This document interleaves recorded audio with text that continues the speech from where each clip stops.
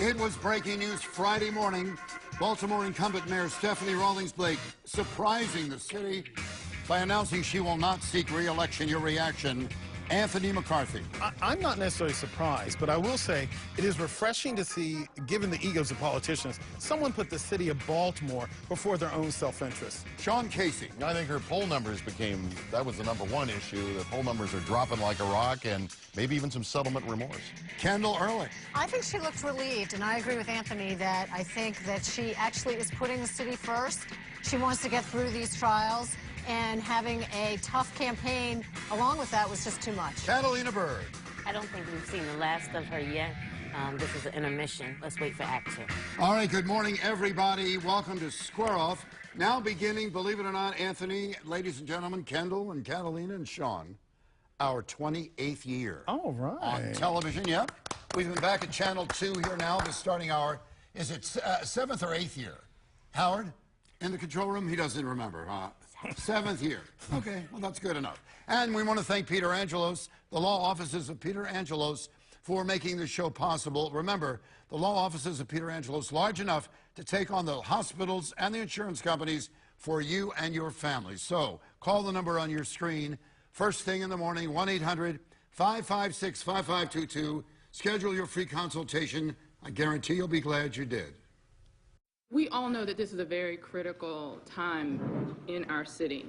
Many important decisions lie ahead, both in recovering from April's unrest and managing our city through the multiple trials that are coming up. Over the past few months, as I've been making plans for what I know is a vigorous campaign, I realized that every moment that I spent planning for a campaign or a re-election was a time that I was taking away from my current responsibilities to the city that I love, and the city that I took an oath to serve. And because of that, I've made the decision not to seek re-election. All right, Anthony, you're very politically astute. What do you think about this? Well, I think that Sean is on to something. I've seen a lot of polls. I happen to be personal friends with a lot of the folks who are considering or in the race for mayor.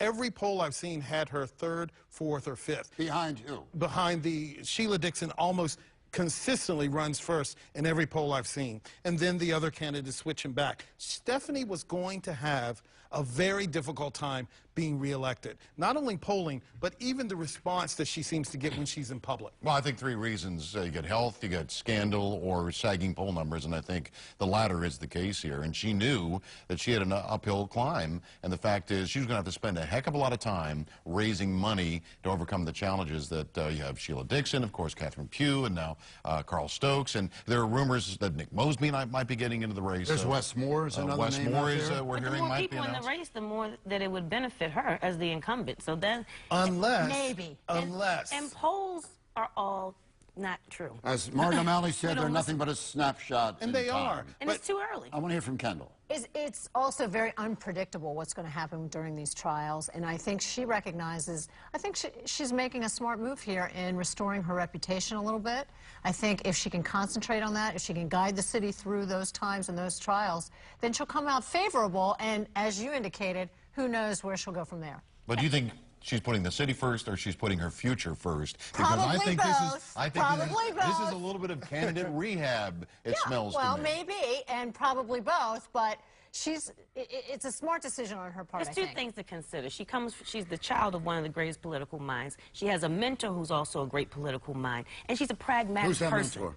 Billy Murphy. Okay. Okay. So you take those things into consideration, and the fact that her personality was never really great for executive leadership. Everybody thought she was not personable. You didn't dislike her though when she was on the council. You send her to Congress, you send her to the Senate, she becomes part of a governing body and less of a personality and not an executive, and her whole demeanor changes and her whole persona changes. First of all, she could not get elected to the Senate or to Congress, especially right now. But what I do believe will happen, she's very close to the president. The president has expressed a lot of admiration and support for her. I would not be surprised if she's appointed to the bench. Or I will tell you, I think Stephanie Rawlings-Blake is a private person who learned under her father how to be public. I think she may step away from politics. She's president? of the National Democratic. The National Conference of Mayors, right. as well as secretary of the Democratic National Committee. She has a network that really stretches around the country. So I think she'll be fine. Yeah, I think she'll be fine too, and I'm not sure it's the last we've seen of her. I do also believe she indicated her family. Now, I know that a lot of people say, oh, you know, family doesn't matter. But she may have some insight there that, you know, her daughter's going into high school and she does want to be around for that. And given where the city is right now, that might be important to her.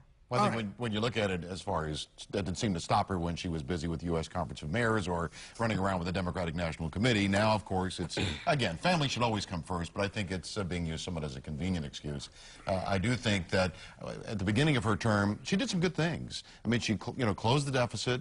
She was able to do some pension reform in Baltimore City, but these last couple of mistakes that have been made have been real doozies, almost fatal to her campaign. With where was she and where was her leadership on April 25th? On that Saturday, then again on Monday, April 27th, where was Mayor Stephanie Rawlings-Blake, and I think that's why the people of the city have kind of turned against her. All right, when we come back, we're going to take a break now. When we come back, $6.4 million and no change of venue. We'll get to the Freddie Gray developments right after this.